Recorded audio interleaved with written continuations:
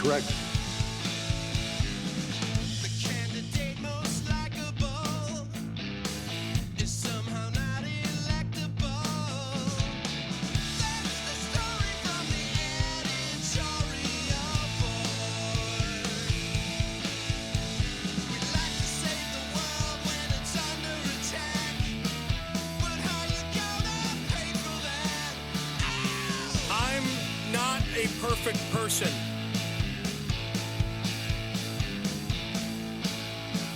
When people want proof that the world ain't flat, we'll just give them their money back. Oh yeah! We gotta get down to business.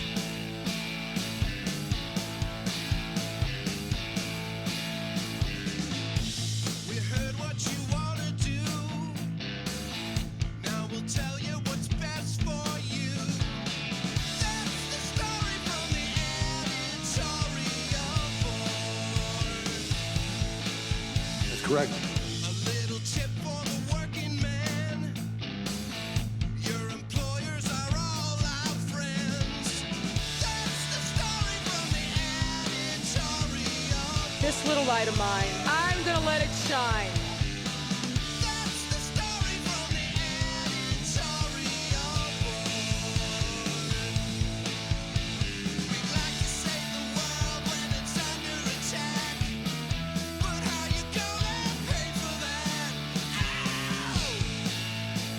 Ow! We gotta get down to business. When people want proof that the world ain't flat, we'll just give them their money back. Oh yeah!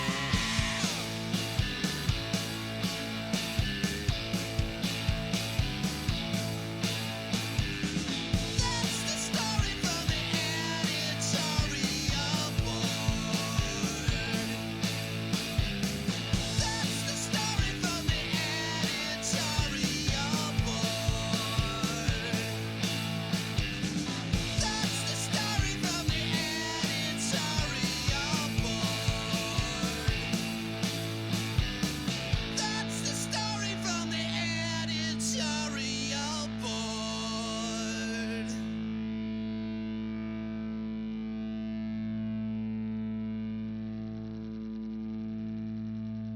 I'm not a doctor.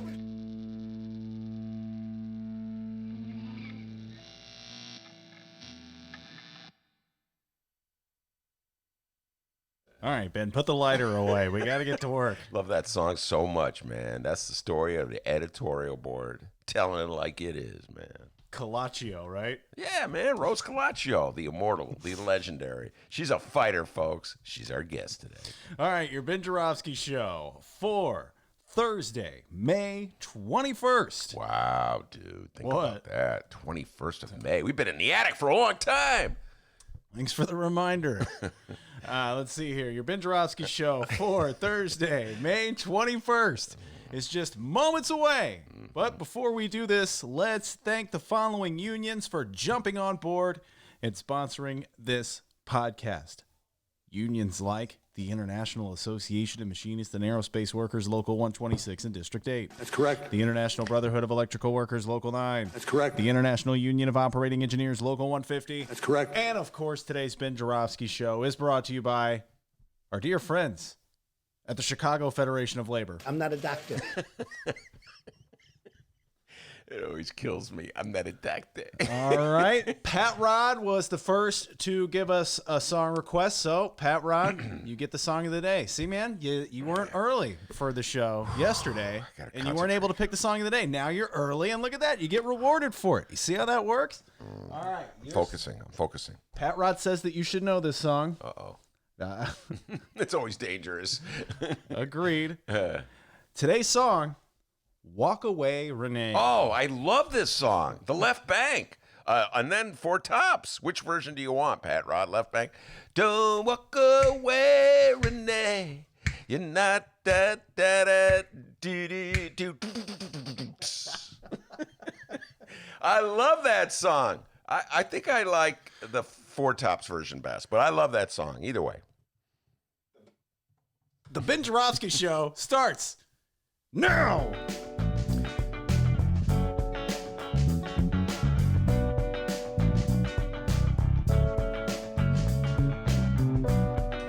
It is Thursday, May 21st, and live from Ben's house, this is the Ben Joravsky Show.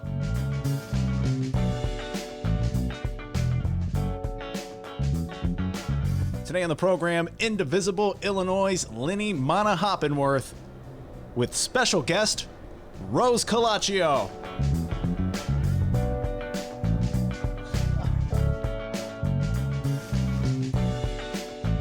And now your host, walk away from the microphone, Chicago Reader columnist Ben Joravsky. Hello, everybody. Ben Joravsky here, columnist. Hug a Republican Thursday. And here's why. Because I'm hugging Republicans, everybody. I'm hugging Republicans everywhere I go, metaphorically speaking, of course. I'm still following all the safe distance protocols. By the way, I just want to urge everybody, you should read Lynn Sweet's column in the Bright One today. The Sun-Times, home delivered as always. Lynn Sweet, come back on the show. I think Lynn Sweet was on the show the first week. Yeah. And that was when we did a phone interview. Oh, my God. Oh, my God. That was so long. When it was over, I go to D. Never again will we do a phone interview. I hate phone interviews.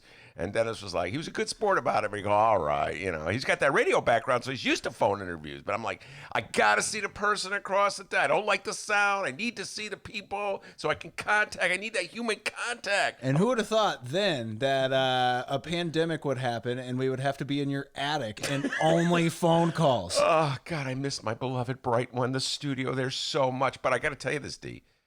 I'm on a tangent here before I get to what I really want to talk about. I read this horrific story in the paper yesterday. I think it was the New York Times that talked about, when you go back to work, beware of the water. Did you see this story? Beware of the water? Yeah, no. everybody knows how much I love the water at the Sun-Times. The water fountain, delicious, right? It's a great bit on the program. I don't know, guys at the Sun-Times. I love you dearly, but what in the world drove you to put the water fountain right outside the women's bathroom? Just throwing that out there. Well, they bought the building. It's not like they... What? Not like the Sun-Times guy was like, oh, we got to get a water fountain by the women's bathroom. I always looks, the people coming to the bathroom, why are you hanging around the bath? No, I'm getting water, I swear. Anyway, so I love the water at the Sun-Times. Right before the show, I'd always put it in my little cup. Which cup was it, D? I forget. There was a special cup I had at the Bright It One. was Chicago Sun-Times mug. Was it a Sun-Times mug? Yeah. Oh, my God, the good old days. It's been so long. Anyway, I'd come in and I would drink it all day. And then sometimes in the middle of the show, I go, D, I need more water. Right out and go get some more water. But now it turns out that, because so many businesses or so many establishments have been closed for so long that there's a buildup of all kinds of toxic, nasty gunk in the pipes. And so when you turn on the water, you could get some kind of weird disease. Did you see this? I'm like, oh, man, just another. Between that and the elevator, good. Tell you one thing, when I go back to the Bright One, I am not going into that elevator, all right, for all this. I creeped you out yesterday. Well, I didn't like the elevator to begin with, but then you told me that's crawling with coronavirus things. Like little baby Spider-Man throwing webs at you. Anyway, where was I? Before I don't know. Tangent. Oh, it's Thursday. It's Hug a Republican Thursday. All right, D, come on, man. It's time to hug a Republican. I'm being sincere, sorta. A lot of this was brought on by our conversation yesterday with Bob Dibler, the downstate Democrat. And I got to tell you, folks, I love Bob Dibler, and I'm speaking with all sincerity here. He's calm, he's collected, he's calling for unity. He's a Democrat. He believes in unions, he believes in collective bargaining rights, he believes in public education, all the things that we Democrats on the northern part of the state believe in. Bob Dibler is calling for downstate in Madison County in the Alton area. And so, it's a lot braver and more courageous, I have to say, for a Democrat to advocate things like collective bargaining rights and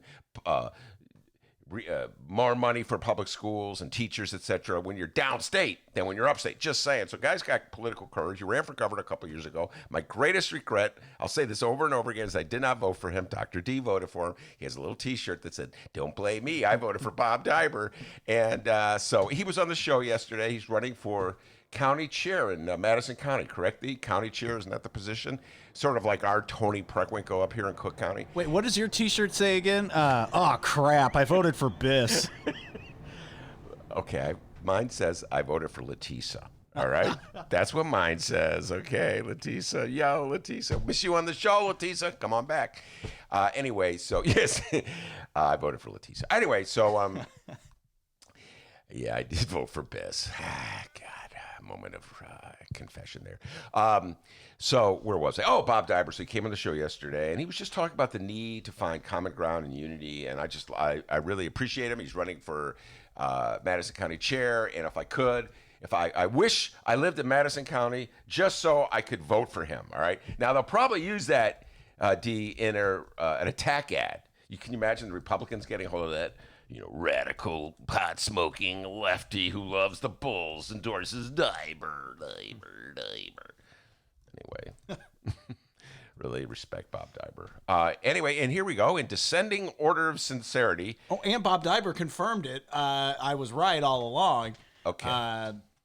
Jimmy Buffett is more popular than Bruce Springsteen. If you didn't hear this interview yesterday, let me clarify this, because what Dennis is saying is kind of true, but not completely true. So if this was that Kiana Cepeda Miller column, she would say mostly true, right? Give you like a mostly true. Which is always funny, because it's like, okay, you said mostly true, but can you also say partly false?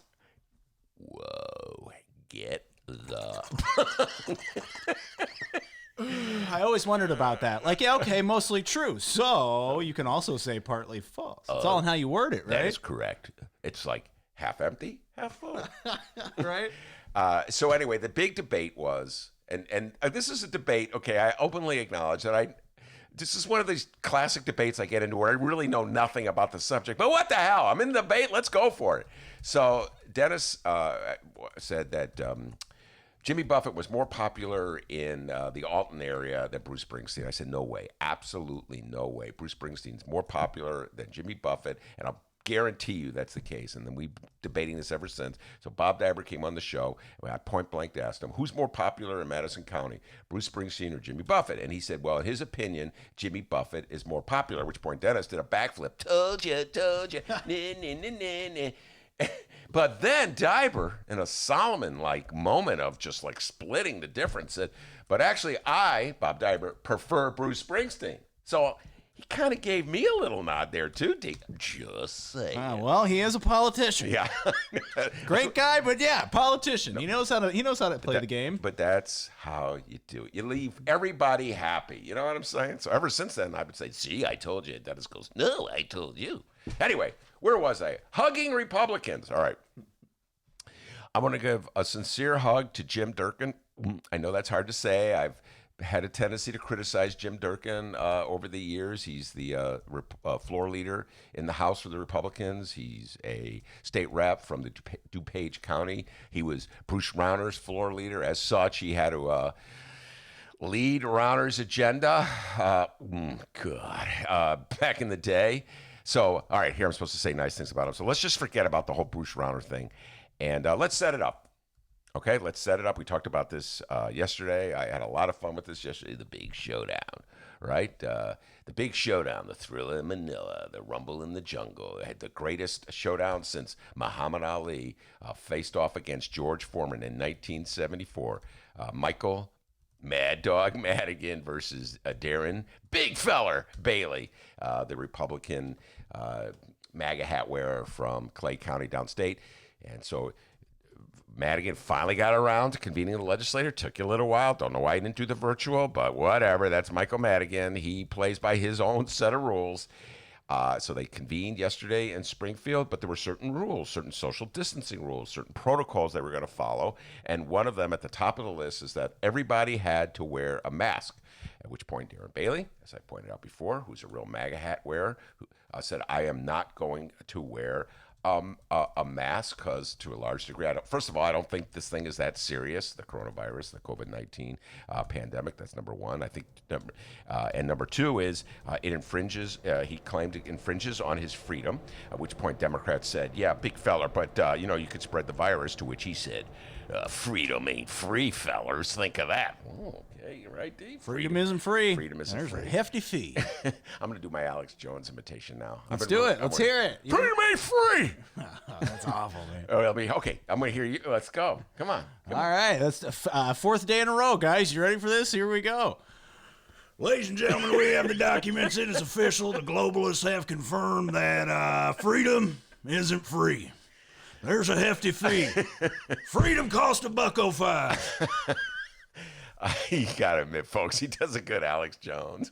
What's the other one? Oh, I'm gonna eat my neighbor's ass. Alex Jones. He's got a few more listeners than we do. We got a ways to catch up with Alex Jones. Alex Jones is big time, baby.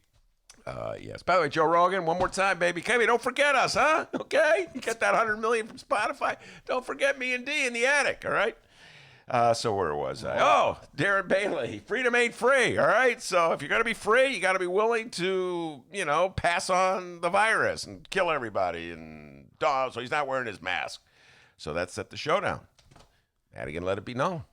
If you come in here without wearing a mask, I'm going to evict you. DB said, let's see you try, scrawny fella. And so the stage was set for yesterday's showdown. And I think it was at the convention center in Springfield. Never been to the convention center in Springfield, but there were the need for social distancing required them to move out of the State House where they normally meet into a larger room where they could spread out. So I'm going to boil it all down to this. They said. By the way, rumor has it. What was it again? The Springfield. What was it called? The center? Convention Center. Oh, I heard. Yeah, I heard. I've never been there either, but I heard in the Springfield Convention Center is a giant memorial to the butter cow. It's the butter cow, which has 9 hearts to represent the 9 essential nutrients in milk. That's right. It's made All together, entirely out of guys. butter, and it's a state fair tradition since at least 1922. Whoa! The good old days, D, when you had state fairs. And water fountains, Water women's fountains. bathrooms. that were not filled with like these toxic creatures that are just been lodged there for 3 months waiting for you to turn on the fountain and they can attack. Say the water fountain, not the women's bathroom. Yeah, no, the water fountain. Clean it up, listeners. Oh, Ben. Where was I? DB, showdown. So Madigan essentially said, you don't wear the mask, I'm kicking you out. DB said, I'm not wearing the mask. So Chris Welch, our good friend, Chris Welch from the western suburbs, made a motion to have DB kicked out of the convention center, and it passed overwhelmingly. I don't have the vote in front of me, but some Republicans voted for it, and so DB had to walk out. It's sort of like NBA game, you know what I'm saying, where someone gets kicked, the coach gets kicked out by the ref for swearing or something, and he walks out, and you ever notice this, Steve? The security guards fall in behind him. Like, what's the coach going to do? Like, run him back on the floor? And the security guards are just walking along. And that's kind of how it was. DB walked out, and the security guards walked after. He had a big smile on his face. I'm DB. And so he walked out, and one of the state reps who voted to evict him was Durkin. He wasn't partisan in this vote. He voted with the Democrats. Rules are rules. Protocols should be followed. He takes very seriously the pandemic. And so he didn't try to make this a partisan issue, so I got to applaud him for that. But even more was outside the convention center. I think it was before the meeting began. Durkin traded words, and this is based on a Sun-Times account by Neil Early and Tina Svandelis. Good job by Neil Early and Tina Svandelis. They were there. Jim Durkin confronted a protester. Now, the MAGA hat wearers have been protesting the stay-at-home order, and as everybody knows, I believe in the First Amendment. I believe they have a right to protest. I stand up for their right to protest. But I'm offended by some of the signs. Some of the MAGA hat wearers are waving signs with the swastika on it and comparing Pritzker to Hitler, which I think is beyond offensive. J.B. Pritzker is Jewish, and some of his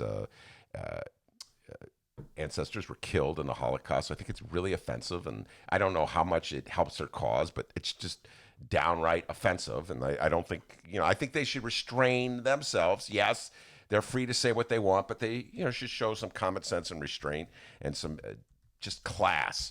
Anyway, most Republicans are very quiet about this. In fact, when Darren Bailey, was asked about it, he said he didn't believe that they were legitimate MAGA hat wearers. He thought they were plants, even though there had been interviews with the protesters in the newspapers where they were clearly MAGA hat wearers, where they were not plants. So Durkin, unlike Darren Bailey, went up in front of them. And what did he say? He said that he traded words with a protester outside the special session, taking her to task for a sign comparing Pritzker to Adolf Hitler. The protester said they should be offended by our governor. So she's defending her right to wave a Nazi sign. And Durkin is standing up for a certain, I don't know, code of conduct. It's like, we can disagree, but there's lines that should not be crossed. And it's weird to think of this as a courageous act by a Republican, but when you view it in the context of where the Republican Party is right now, the leader of the Republican Party, Donald John Trump, cannot bring himself to just forthrightly condemn protesters who are like either out and out Nazis or waving Nazi signs, because he doesn't want to in any way offend his base. He doesn't want to in any way diminish whatever they're saying. So he can't bring himself to condemn them fully. And as a result, so many Republicans are afraid. They're so afraid to, get a tweet from Donald Trump. They're so afraid to offend the base that they fall in line, and they're cowards, and they won't say anything. You got these MAGA hat wearers with the signs, with the swastikas, and Republicans won't say anything. And I give Jim Durkin credit. He had the class and the courage to stand up and confront a protester and say, you have crossed the line, and this is not what our party should be believing in. And who knows, maybe Trump will tweet out a blast at Durkin, and maybe I should stop praising him, because me praising Durkin may hurt him, actually, D. Remember, I always used to worry about that in the old days of Daily here in Chicago, because I was so critical of Daily. I was always afraid if I praised something, the city would close it down. So I never praised. I just won't mention that. That paranoid mind of yours. Yeah. Well, if you could have read some of the things they were sending me back in the day, sometimes even paranoids are right. Anyway, so I want to give a really heartfelt shout out to Jim Durkin. I know I've been critical of you in the past, but I think you really did a classy thing yesterday. In addition, I want to give a mini hug. All right, D? Don't touch me. These are metaphorical hugs, not real hugs. Okay? These are metaphorical hugs. All right? I'm not like hugging anybody, because I'm following Lori Lightfoot's rules. Thank you. And JB Pritzker's rules, okay, for social. It's going to be hard to do the show from prison, pal. All right? No, they're not going to lock you up anymore. Pritzker backed off on that one. He's not going to lock you up. But now Lori, I don't know. She's still saying, I'm going to throw you in jail. Listen, bald guy. Get in the slam. Oh, boy. By the way, I just on a tangent here within a tangent. I got a text from a friend. Like, Lori Lightfoot is really popular. I mean, I know we talk about this, on the north side, they love her. And I'm always worried, that if one of my neighbors will get mad at me, stop making fun of Lori. And, but I was a good friend of mine who will go unnamed from outside of Chicago. And he's just sort of following things from afar, a lefty. And he's like, I really like Lori. I can't believe how much I like Lori. It's just, I don't know. Crisis like this, people love strong leaders. You know what I'm saying? I guess I'm starting to understand why the MAGA hat crowd loves Donnie so much. It's on both sides of the fence there. They love strong leaders. Like, you guys know something I don't? Does she skateboard or something? What's going on? She's really popular, ladies and gentlemen. So, you know what, D? I think we need a boost in the ratings. I'm going to tell you, unconditionally, I love Lori Lightfoot. You think that'll help us with the ratings? Only one way to find out. Oh, a lot of action in the porta potty today. Good God. What an awful sentence. For those just now listening to the Ben Joravsky Show, welcome. We're doing the show from Ben's attic, and we have a lovely view of the alley behind Ben's house. There's a porta potty back there. There is a porta potty right there. There's a lot of action in that porta potty today, okay? Hey, I'm not in judgment of anybody. We all live our lives, okay, D? Anyway, a mini hug to DB, Darren Bailey, according to the Bright One, my beloved Sun Times. Oh, he'll hug back. Yeah, he's not. He'll do a real hug. Let's hug, okay? No more of this social distancing. I don't believe in the coronavirus. God, I just keep falling into that Alex Jones. I'm going to get it, D. You watch. About a month, I'll have it down. Anyway, that's my Alex Jones imitation. So he told the Sun-Times that he's going to wear a mask. He did his protest. He got kicked out. He's going to wear his mask. At which point, I've been flooded, D, with suggestions from some of our listeners as to what message he might put on the mask. You know, like Lori Lightfoot has her Chicago mask with the 4 stars, right? Mm-hmm. And I have my I love the Chicago Bulls mask, which I don't really have, but I wish I had. I have my reader mask. The reader has masks. So, you know, masks have messages. So several of our listeners have come up with suggestions for a Darren Bailey mask. I'm not just going to... Have they? Wow, yeah, really? They just sent me... Whoa! they sent me the emails, okay? Email, D. Holy cow. Yeah, I know. And text messages. Some have sent text. And so I'll read to you some of their suggestions, okay? Throwing me for a loop here. here. I know. Okay, here's a suggestion. My name is Darren Bailey, and I am a douche. Hey! Come on now. Supposed to hug Republicans, okay? Here's another one. My name is Darren Bailey, and I am a colossal asshole. All right. I'm starting to think no one sent these. No, man, look, see? Look, there, okay? Here's a good one. My name is Darren Bailey, and I'm a mother. All right. Oh, wow.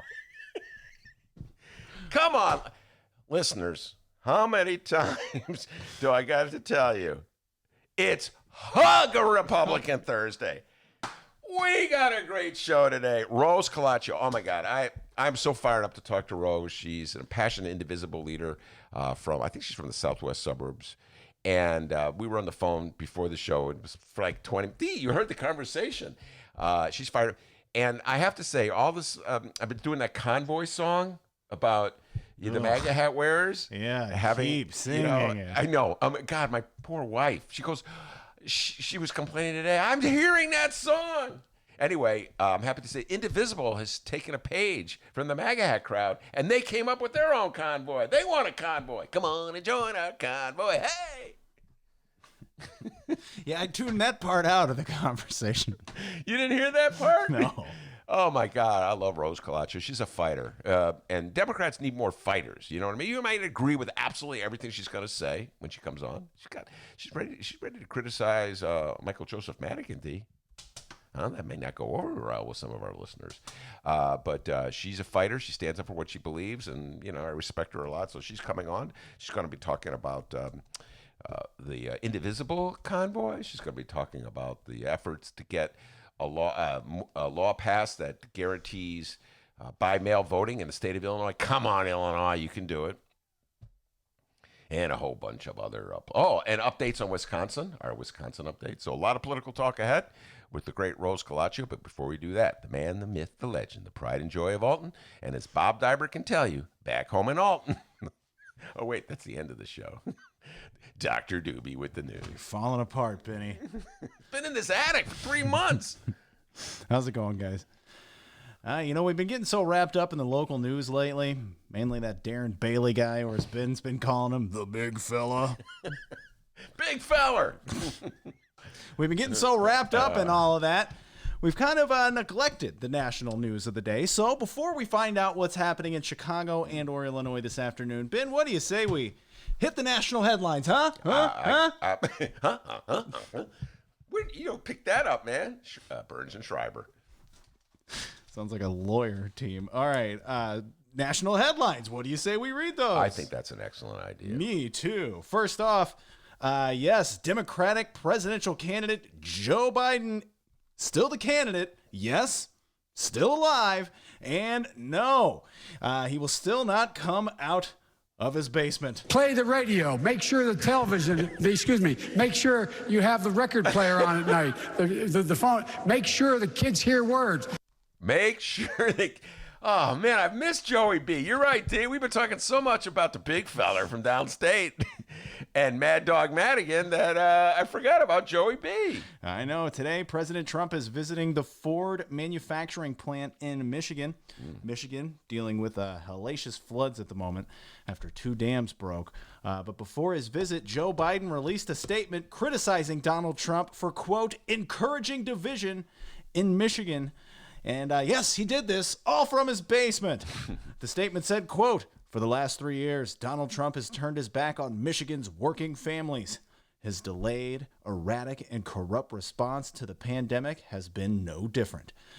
Biden also praised the work of Michigan's governor, one Gretchen Whitmer, who's been frequently named as a potential running mate for Joe Biden. And and in one of the more duller moments of the statement, Joe Biden asked his wife to hand him his orthopedic pillow. You made that up. Yeah, obviously. Okay. I was like, wow, that would be fun. Honey. That was like me. Remember yesterday when we did the special broadcast of about DB, Big Fellergate, and how he got kicked out? And then I go, when he went into the parking lot, he started singing Convoy. And you were like, huh? Did that really happen? You caught me off guard there, D. So that happened. Also today in national news, Michael Cohen was released from prison over concerns about coronavirus. The president's former lawyer and fixer was released early to home confinement and said in a tweet, quote, there is so much I want to say and intend to say, but now is not the right time. I would soon say so. Just go home, chill out. He actually tweeted that out. Now, are you joking about that? Was that an actual tweet from Cohen? Yeah, that was cool. Cohen tweets now? Everybody's tweeting. Yeah. Well, you know, Paul Manafort was let out too, so I guess it's only fair that they let Cohen out. What's Senate Majority Leader Mitch McConnell up to today? Well, I'm glad absolutely no one asked. Today, McConnell. Today, your imitation. We're getting there, Ben. Wait for it. Okay. Sorry. Today, McConnell mocked the House for not calling members back to Washington amid the coronavirus crisis. Ben McConnell was doing a little trash talking today. Ooh, the Republicans love the trash talk. Yeah, listen to this sick burn. Here's what McConnell said.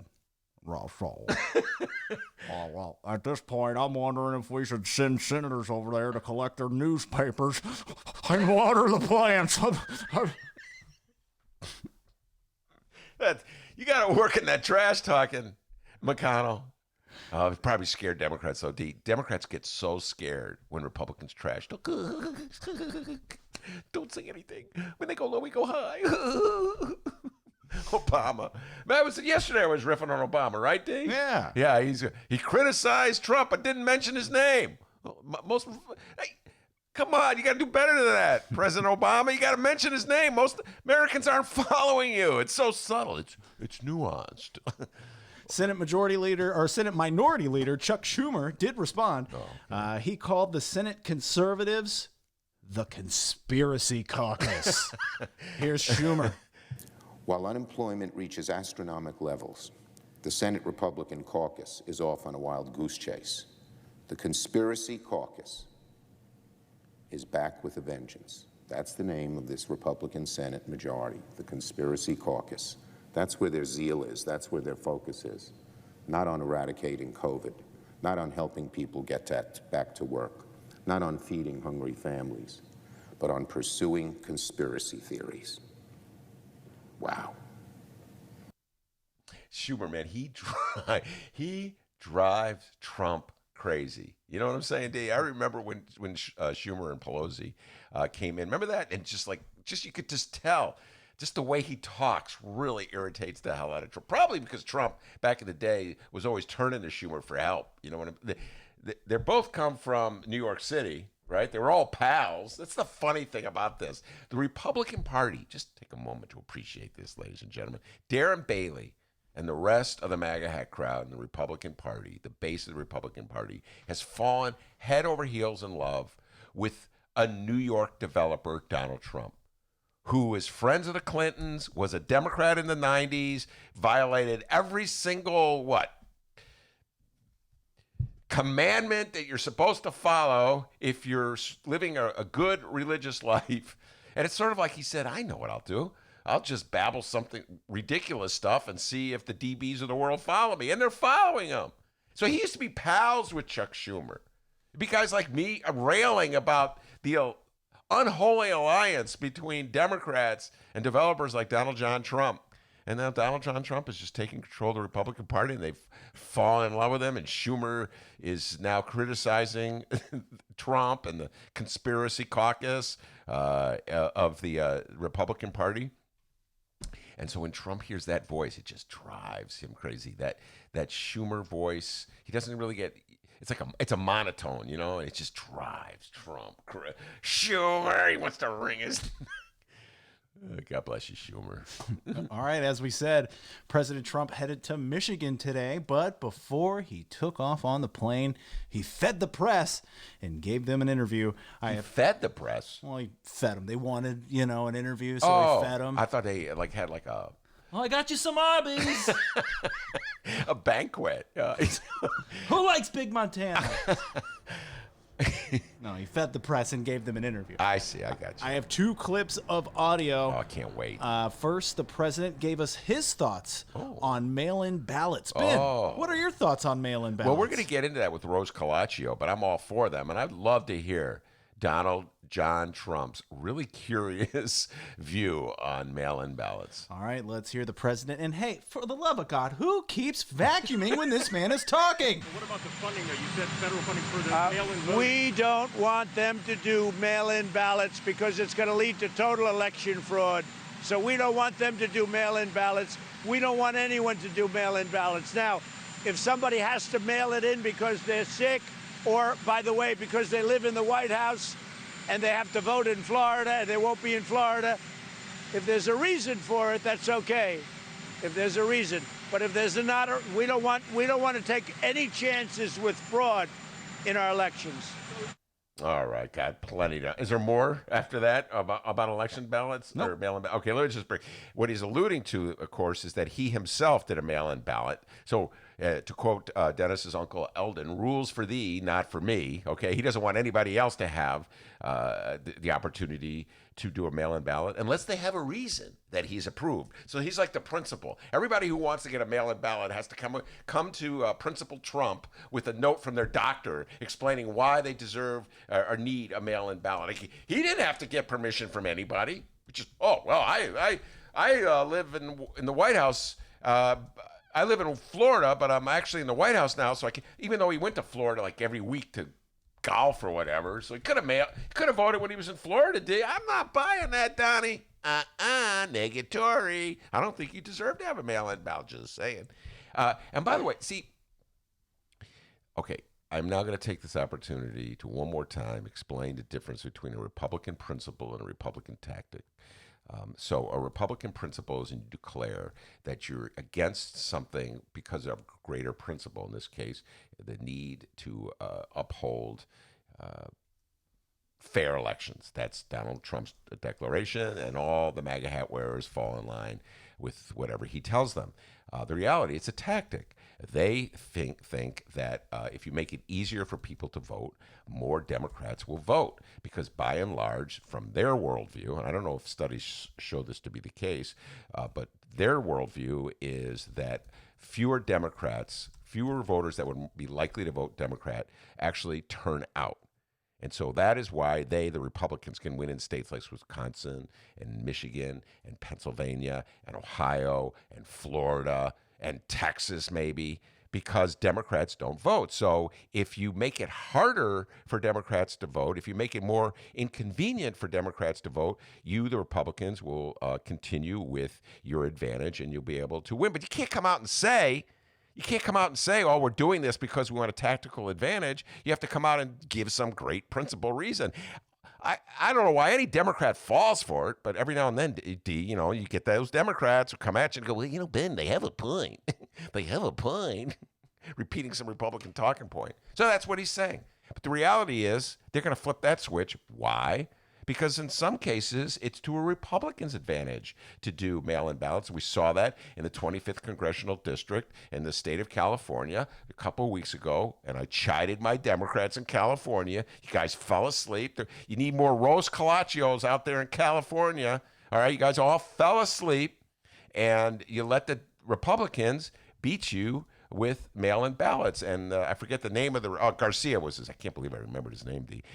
Mike Garcia was victorious. The Republican candidate for Congress was victorious, filling what had been a Democratic seat because the Republicans defeated the Democrats, beat them at the game of mail-in ballots. I did not hear one Republican, from Donald John Trump to Darren Big Feller Bailey, I did not hear one Republican say anything about fraud in California when it was Republicans doing the mail-in ballots. Why? Because there is no fraud when it comes to mail-in ballots. They're not advocating for a greater principle. It's purely a tactical advantage. So any Democrat who falls for this and tries to accommodate Republicans on this issue is undercutting their own interests in the process. And by the way, the only fraud I can think of, now that I'm doing this, and we need Frank to look into this, in North Carolina, I believe a Republican operative got in trouble in the 2018 election cycle for some kind of wheeling and dealing,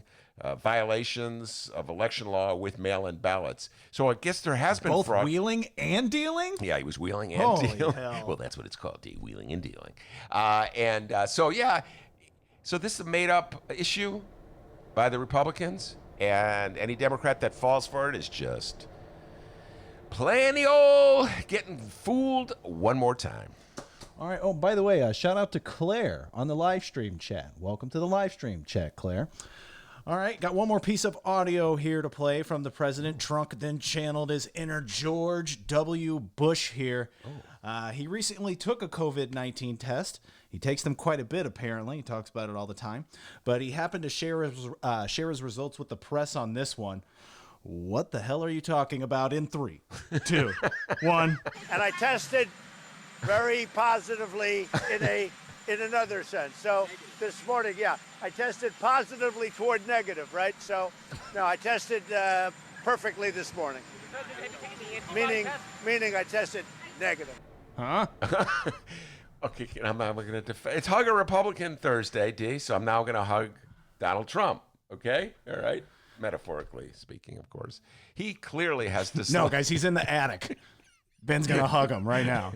Wait, Donald Trump, can you imagine? I love these sandwiches. The porta potty is yellow. I mean, it is orange. All right, just want to point that out. He clearly suffers from dyslexia, so he mixed. I do it all the time. I have to think twice whenever I say, like, it is sort of counterintuitive. You know, it's like good news if you're negative. That doesn't make sense. You know what I'm saying, D? It's like bad news is you're positive. It doesn't make sense. And Donnie stumbled on that, and I don't blame him because I suffer from the same problems, as we all know. It's a struggle. Life is a struggle. So I'm with you there, Don. You know, I have a lot of feeling for you, compassion for you on that issue. That said, even I have never struggled that much. Wait, do you have anything on Pelosi Gate? No, sorry to disappoint you. Oh, no, but I know. Okay. I tested very positively in another sense. So this morning, I tested positively toward negative, right? So, no, I tested perfectly this morning. Meaning I tested negative. Got that? All right. Okay. I tested positively this morning. Boy, what an election it's going to be, huh? Play the radio. Make sure the television, make sure you have the record player on at night. The phone. Make sure the kids hear words. I'm pumped. One guy's 78, the other guy's 74. I don't know. And hey, I'm not being ageist here, ladies and gentlemen. Well, you are old. Okay, I'm old too, all right? Everybody reminds me of that too. Okay, I'm old too. I'm just saying, you know, America's a funny country. Like, just think about this, D. We're obsessed with youth. Everybody wants to look young, you know, and it's like the youth market that drives the advertising world. And yet when it comes to people we vote for, we like old people. Isn't that weird, man? Anyway, by the way, I just want to shout out to Frank. He weighed in, and he told... Hey, Frank. It was the North Carolina 9th Congressional District where the Republicans committed fraud. Thank you, Frank. I knew that it was in North Carolina. I just couldn't remember the district. It's a really convoluted story. Maybe I'll unpack it. Donald Trump has his issues. All right, so here's the deal. Nancy Pelosi, Pelosiegate. Everybody knows I love Nancy Pelosi. I get a lot of abuse from it from one listener named Babs. Always giving me a hard time, Babs. But Love you, buddy. Yeah, I love you. And you know, the man knows politics. When, not if, we get back to the studio, bringing him in, and we can have a discussion about that. Oh, by the way, David Ferris will be here. A tangent within a tangent. When I think of Babs, he's a big fan of Ferris. David Ferris will be here. He just wrote a book, and he'll be talking about his book about how younger voters are moving left. Interesting book. So David Ferris will be here, and I know he's going to have some interesting things to say about Nancy Pelosi. But, you know, as I always make fun of President Obama on this front, he follows the rule that when they go low, we go high. I'm not quite sure that's ever worked in any election at any time. Nancy Pelosi doesn't play that game, and she went a little low. And she had a quote the other day. She was interviewed on CNN, and here's the quote, D. He's our president, and I would rather he not be taking something that has not been approved by the scientists. This is after news broke that Donald Trump was taking the malaria drug, which had not been approved by scientists, especially in his age group and in his, shall we say, weight group, morbidly obese. She called the president obese. And then instantly, offended MAGA hatters took to Twitter. How dare she make fun of the president? She's fat. She's fat. I love it, man. That's the Republicans, man. You know, they're always looking for a way to make themselves the victims. And it's like the one thing about Trump, I'll say, like he just seems to, I don't know, like I guess when they go low, we go low, I guess as well. I guess that's what they're doing. Like Donald Trump can turn people into Donald Trump. Like, yes. Oh, you think that was stupid? Well, listen to this. Watch how more dumb this is going to be. It's weird. I'm just thinking, just a couple points here. Is he obese? We've discussed this on this show, by the way, D. Donnie had that. Remember the doctor's report came out and said he weighed 225? And neither you nor I believe that for 1 second that this guy weighed 225. Secondly, they always change the rules of what's obese. You know that? I mean, I get sometimes, like, they always lowering the weight. I don't know if you've noticed, but it's like in the old days, like, obese was over 300 or something. They'd keep lowering it. Come on, guys, man. So, I don't know. I mean, morbidly obese, what does that mean? That, you know, he's in danger of killing himself because he's so fat. Anyway, so all the Trumpsters got really mad at Nancy Pelosi and said she went too far and she should apologize. S.E. Cupp weighed in. She is the conservative columnist who writes for the Sun-Times, S.E. Cupp, C-U-P-P. And generally, I disagree with her on any kind of ideological issue, but got to give her a shout out. She just cannot stand Donald John Trump. She's a Republican. She wishes that Donald Trump was gone. She's one of those Republicans who can't stand Trump. And so her column was titled, Trumpsters can dish it out, but they sure can't take it. And she pointed out that the president has referred to women over the course of his public career as, quote, dogs, pigs, fat, ugly, slobs, lowlifes, and horseface. He has bragged about grabbing women by the genitals and has been accused by no fewer than 25 women of sexual misconduct. He has attacked female journalists for doing their jobs and mused on multiple occasions that women are more suited for housework. He has mocked a girl with Asperger's, a disabled journalist, a prisoner of war, a Gold Star family, and even his own supporters. He has called the media losers, nasty, and human scum, accused one news anchor of murder, suggested another was menstruating, and that another was bleeding from a bad facelift, and it goes on and on and on. So I'm not going to cry that Nancy Pelosi called Donald Trump morbidly obese. At least she didn't call him a fat ass. Right, D? So. Well, that's funny you say that. Ricky on the live stream chat says Pelosi should have just called him a fat ass. I did not know Ricky's. Yeah, you really should just go low and they go low. And but you know, Pelosi was playing that game like I'm really concerned about his health. You know, remember when she said she was praying for Trump? And Trump didn't. You're not praying for me. That's my Trump imitation. Not a very good imitation. No, it's not. And also on the live stream chat, wait, hold on. Oh, Fred weighed in. He figured it out. He figured it out for us here. He says Trump is perfectly obese. Yeah, he's perfectly obese. A big feller. He's like Darren Bailey, man. Big fellers. So there you go. A little national news, guys. That was fun, huh? All right, fun time's over. Let's talk about the local news. And Big Fellergate continues on the Ben Joravsky Show. Yes, the man who has haunted Governor J.B. Pritzker's dreams as of late. Ha, ha, ha. Darren Bailey. Oh, Bailey. That's Pritzker waking up in the middle of the night. That's good. From downstate Clay County. Yes, the downstate weirdo, right-wing state rep Darren Bailey, the guy who is defying Governor J.B. Pritzker's 5-phase strategy to reopen Illinois. Let's begin with phase 1. I swear to God, if you keep doing that, J.B., we're going to have problems, pal. There's a piece that came out in Capital Facts from the, well, quite frankly, the meanest Illinois political bulldog in the yard. Get him on the chain, Rich Miller. I got to pull it up here. Hold on. Right. Okay, this is from Capital Facts and Rich Miller. There's the train. It's about Baileygate. It says here, a House Republican sent Rich Letter this spot-on email today. Let's see here. It says, yesterday should have been a great day for the Republicans. We've been asking for weeks to be brought back into session. And on the first day back, the Republicans on JCAR held firm and forced the repeal of the IDPH rule, which would have allowed small business owners to be charged with a Class A misdemeanor. Leader Durkin spoke well on the floor and properly shamed a protester who went over the top with Holocaust references. But were those stories of the day? Of course not. It was the Darren Bailey Show, where everyone played their assigned parts to perfection. The speaker was able to fracture our caucus with his rule-making authority. Bailey got another 15 minutes of fame, and the governor was able to duck serious criticism of his disastrous rule.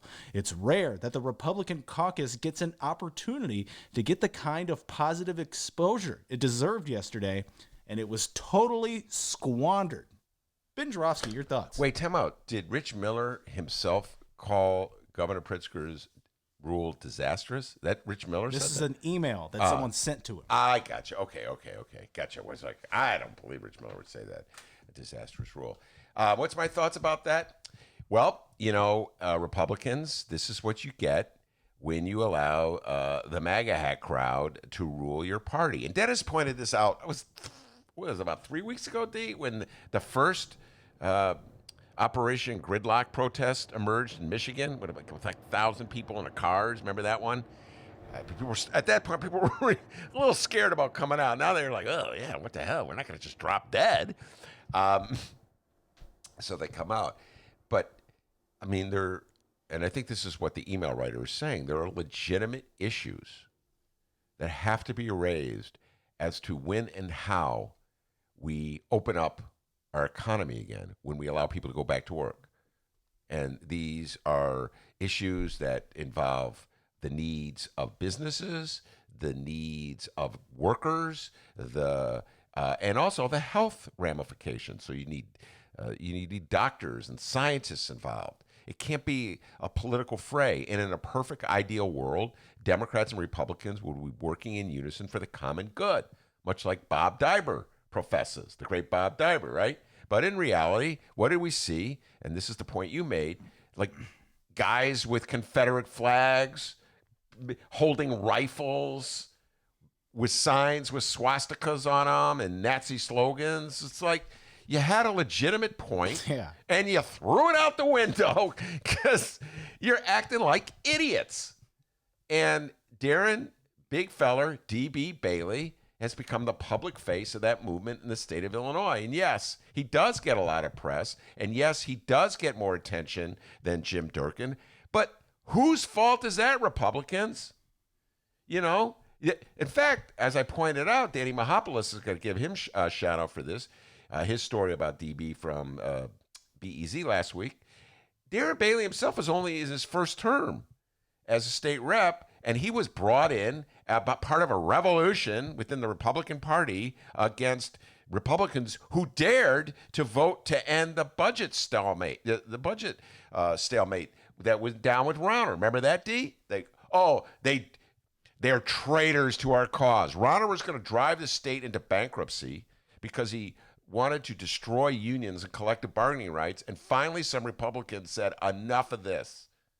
And they voted to end the stalemate. And so what did the Republican operatives do? They punished them. And that's how Darren Bailey got in the first place. So the Republicans created this monster.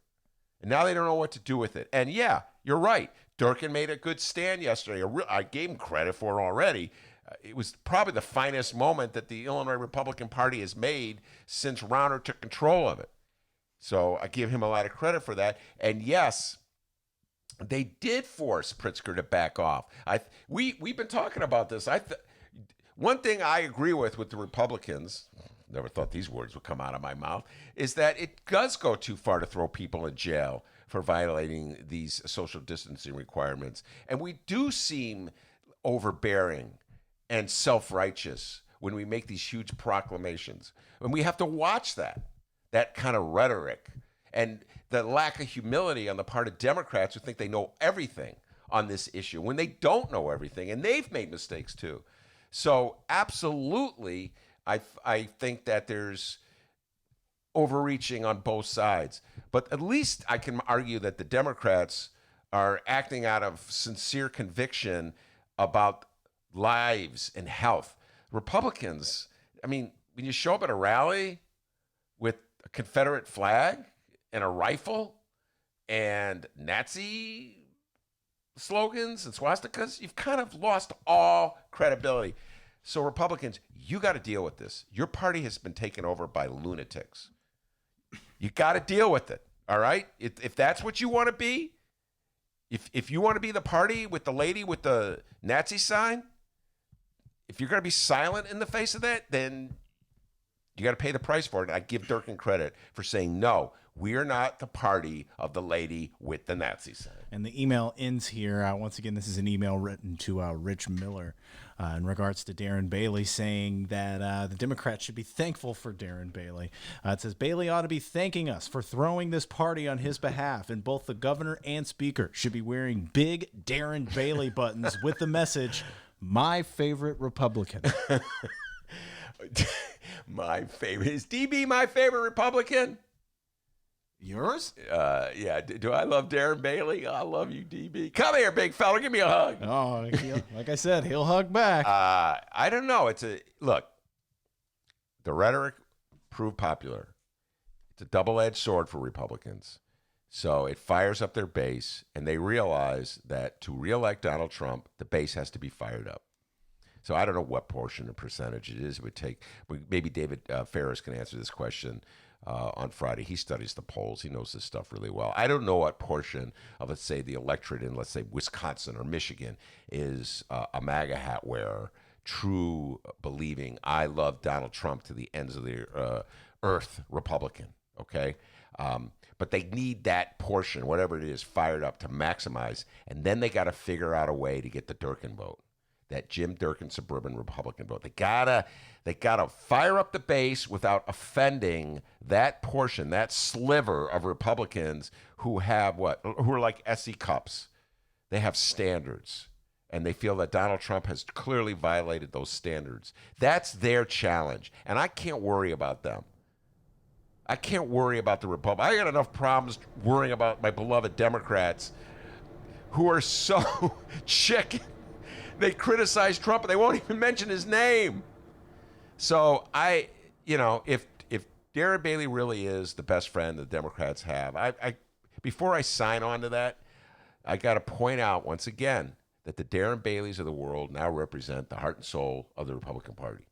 So as much as he may fire up Democrats and make Republicans look bad to swing voters, which is what I think the point of this letter writer is, D, he also fires up the base, and they can't win without that base fired up. So it's a complicated situation. It's a complicated game of political jiu-jitsu. It's, Lord knows, the wheeling and the dealing, to quote you, the maneuvering that'll go on as this election unfolds. Here we are, it's May. We still have a lot of time to go. And but that is sort of the calculation that the Republicans are dealing with. All right, so there you are. That's the local news, the national news. Wait, hold on. What's that, Donald Trump? And I tested very positively in a in another sense. So this morning, I tested positively toward negative, right? What? So Wait, what? No, I tested perfectly this morning. Okay. Meaning I tested negative. What the hell are you talking about?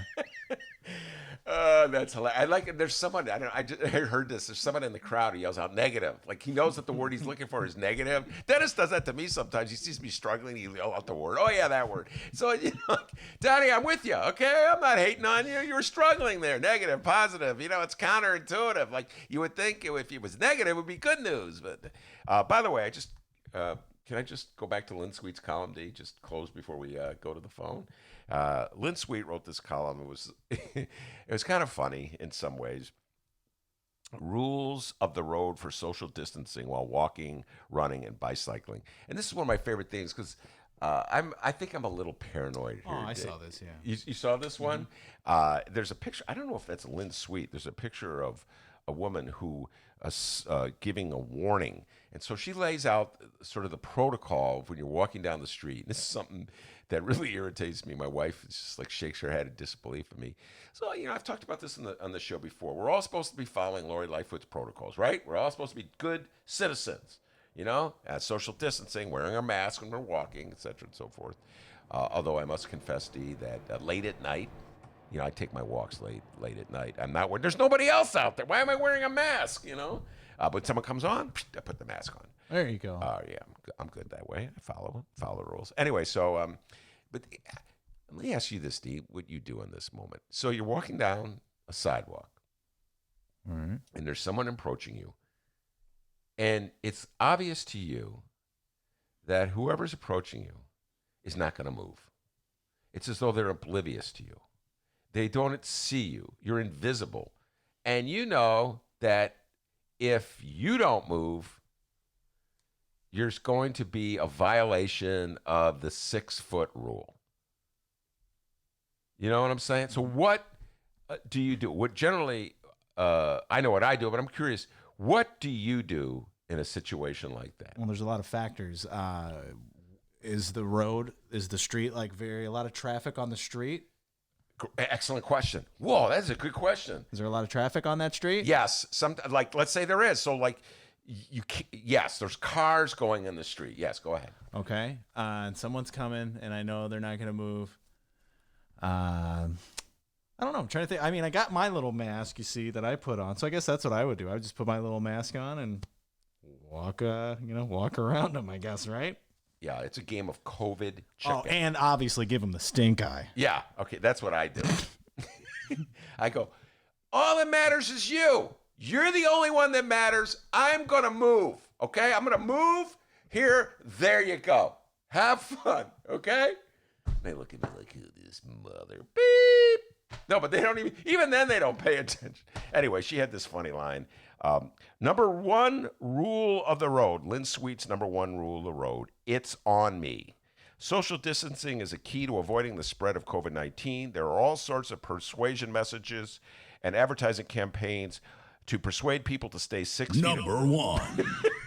A little slow in the uptake there, huh? Yet people don't keep the 6 feet. Maybe it's a spatial dissonance thing, a political statement, youthful rebellion, entitlement, free-floating hostility, ignorance, doesn't matter why. Anyway, her rule is you just move. And I just wonder, what is motivating the person? What's going on in their mind? Is it that they don't see you? You've ceased to exist because they're so important and you're so insignificant? Is that what's going on? I guess I am a little paranoid, D. Yeah, that's great. Yeah. Yeah, dumbasses still exist, guys. What was that line you had? It was an awesome one. We should put it on a T-shirt. You remember that line? Oh, what? Oh, if this plan requires 100% of people to not be a dumbass, maybe we don't have the right plan? Yes, that one. Man. That was a good one. And then someone else said it, too. Who else said it? On our show. Or not. Oh, it was Maya. Maya. Gotta give Maya credit, man. All right, everybody, that is it. We want to remind everyone to check out our part 2 of the Ben Joravsky Show. And because we're in the attic, times are a little different. I have no clue who that interview is. Ben, why don't you tell us who's going to be our part 2 this evening? Oh, Well, no. Wait, D. Oh, It's Thursday, so we don't do it. Yeah. Oh, my Get God. the reefer out. I quit. No, we have but I'll help you here. We have an interview after the show ends, and we drop it for a bonus. That's what we do. And it's okay. I'll help you get through Color this. me embarrassed. It's like Utah, and you're Michael Jordan, and I'm Scottie Pippen, and you got the flu, but you've scored 37 Hang points. tight, non-sports fans. By the way, great conversation yesterday with Tommy Scher about basketball. It's getting a lot of hits. I'm really proud. That was our part 2 yesterday. Make Yes. sure to go download that and our weekend Benny J bonus interviews. And so our weekend lineup, it's a great lineup. Alderwoman Jeanette Taylor will be, hell yeah. JT That's in awesome. the house. We'll be interviewing her at 3:30, and tomorrow back to back. Eric Zorn from the Chicago Tribune. He's written a lot of good columns lately. He's going to make his return to the show. We're going to interview him and drop that. I guess I don't know what day. Dennis and I will figure that out at a post-show planning. And David Ferris, always a favorite. If I know you, you're going to want to drop Jeanette on Monday, because like Alderman Monday. And Alder Monday. Alder Monday. Whew, good. And then Zorn on Saturday, because we tend to drop journalists on Saturday, and David Ferris on Sunday. If I know you, that's the plan. Man, you get like 1 billion points for that one. Yes, that's billion with a B. Congratulations. Mayor Light. But hey, you can find those interviews at both Chicago Sun-Times and Chicago Reader websites and wherever else you download your favorite podcast. Follow us on social media, guys, at Benny J Show, BENNY, the letter J Show, on Facebook and Twitter, and send us an email, BennyJShow@gmail.com. Speaking of our emails, we got an email from a feller named Preston, I believe, or maybe his name's Ben as well. I'm not sure. But yeah, he sent us an email. I read your email and noted Preston or Ben, whatever your name is. But send us an email, BennyJShow@gmail.com, BENNY, the letter J Show @gmail.com. We're going to take a break, and when we come back, we have our good friend Lenny Mana Hoppenworth with Indivisible, Illinois, and she always comes with a guest, and this week it's Rose Calaccio. It's going to be a fantastic interview. Don't go anywhere. It's the Ben Joravsky Show, live from Ben's attic. Take it away, Michael Girardi.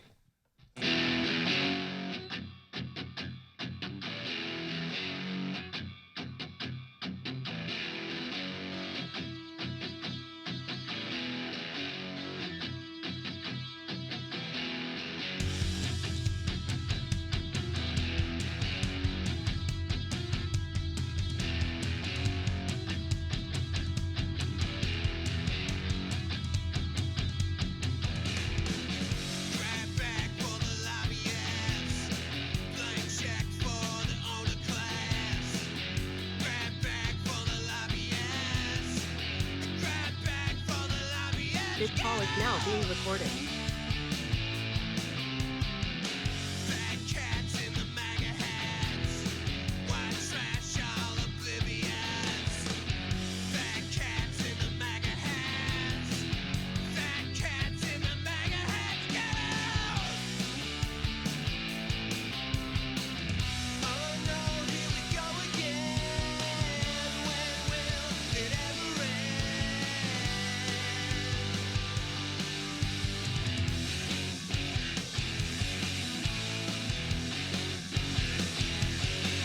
Let's begin with phase 1.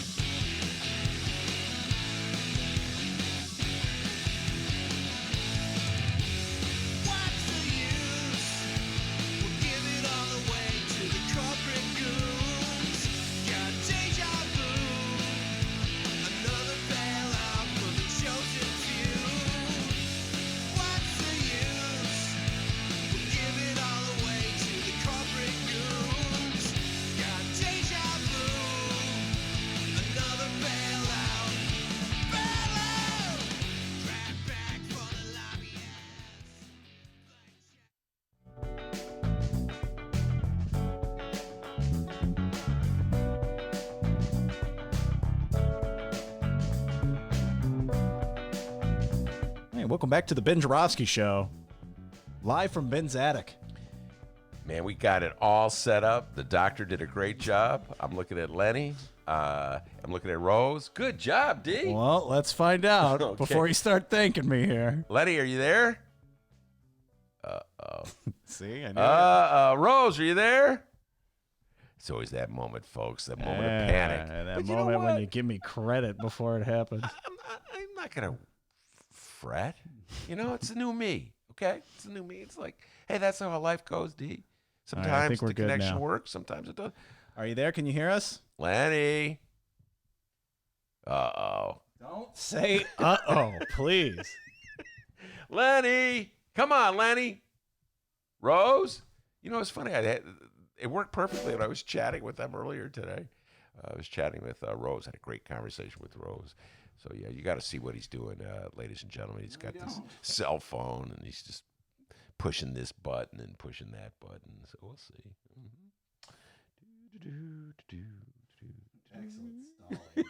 What a staller. What a pro. Just do. How about those Bulls, ladies and gentlemen? They fired their trainer. Oh, that's what the problem with the team is, the trainer. My beloved Chicago Bulls. All right. Okay, I'm not sure what's going on here, so hang tight with Take us, another everybody. break and we'll gonna work it out. Yeah, we'll be right back.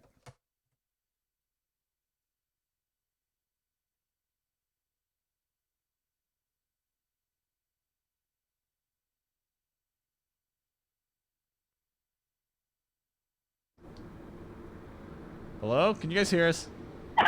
Yes, I can hear you. There we go. All We're right. Okay. Who's that, Rose or Lenny? This is Lenny. Both of us. Oh, whoa. All right. So we'll start with Lenny, and then we'll go to Rose. I'll tease you, Rose, okay? Just follow my prompts. Sounds good. All right. Ready, D? Gotcha. All right. We're back live. We got Rose. We got Lenny. I'll tell you what. Can we just have a standing ovation for one? Dennis. The guy's brilliant, man. Now it's embarrassing. I was telling Rose this. I go, don't worry, Rose. We got a millennial. This guy knows this stuff, all right? And then Eric Zorn's coming on tomorrow. All right, a tangent within a tangent. And he's got he's the oldest millennial in the world, D. Remember he had some new thing? Just use your landline. Anyway, Lenny Mana Hoppenworth and Rose Colaccio, and I am so fired up to talk to Rose from Indivisible.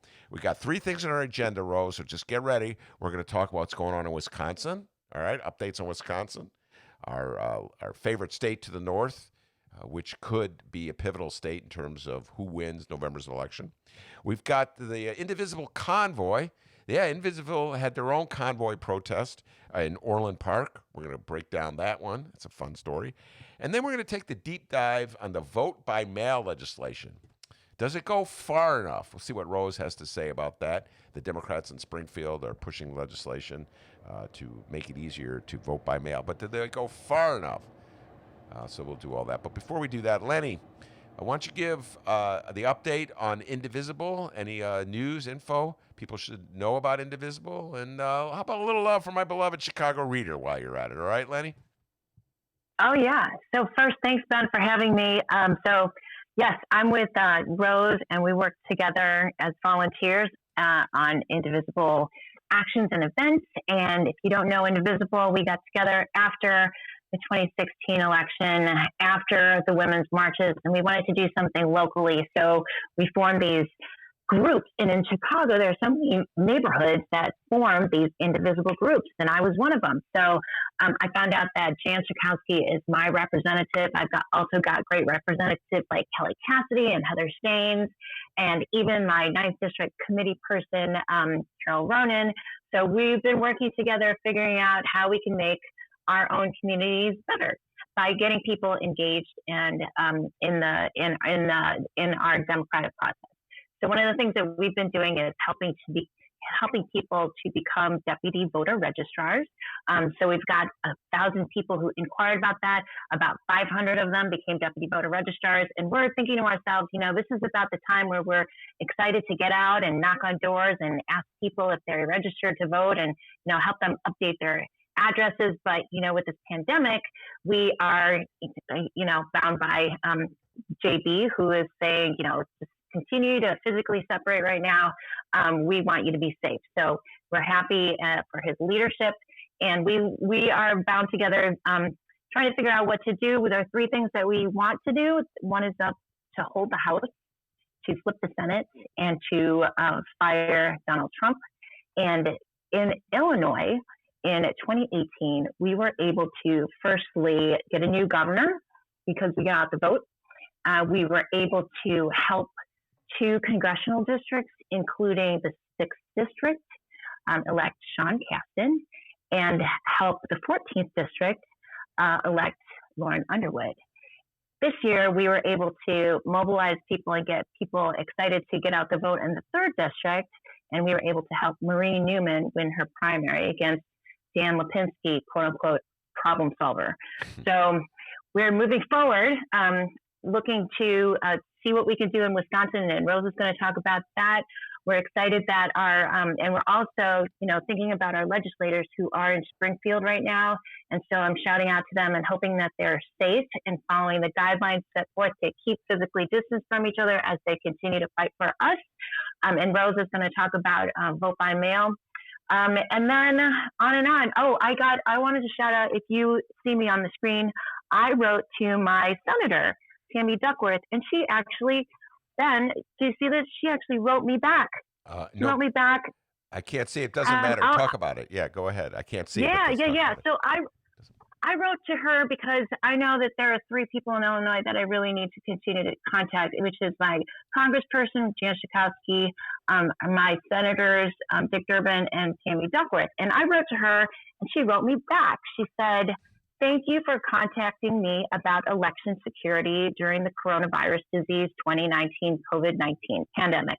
I appreciate you taking the time to make me aware of your concerns on this important matter. COVID-19 public health crisis underscores the importance of effective pandemic preparedness and response planning. A strong nation must be capable of carrying out core democratic functions under trying circumstances, such as a deadly pandemic or natural disaster. To achieve this goal, Congress must support making wise investments in critical infrastructure at the federal, state, and local levels to improve the flexibility and resiliency of our election systems. This includes expanding secure vote-by-mail options and improving the efficiency of voter registration procedures." And then she goes on to say that she's working to make sure that there are vote-by-mail options available in Illinois. And she's saying that the reality is that vote-by-mail works. She points to the state of Oregon and Utah, Colorado, Hawaii, and Washington in conducting elections entirely by mail. And she talks about urging congressional leadership to include an additional $3.6 billion in election system funding in the next COVID-19 relief legislation. Mind you, this is April 30th that she sent this. And critical funding would also help states bolster in-person voting operations and poll worker training. And that's a huge thing, Ben. I hope that you're talking about that a lot, about poll worker training, to make sure that appropriate precautions and social distancing practices are in place to protect individuals who must physically visit a polling place to cast a ballot. And then she goes on to say thank you, and then she signs it. So I just want to shout out to say thank you, Senator, for representing me, Tammy Duckworth. All right, Tammy Duckworth, who is, I think she's being interviewed by Joe Biden to be a possible vice presidential pick. So watching that one, Bob Diber, we had him on the show yesterday. Downstate Democrat was advocating that she would be somebody that would work very well, would be very popular in Trump country, downstate among getting swing voters. So Tammy Duckworth being considered to be vice president. Before I turn things over to Rose, because she's fired up to talk about that vote by mail issue, and in Wisconsin, and also the convoy protest in Orland Park.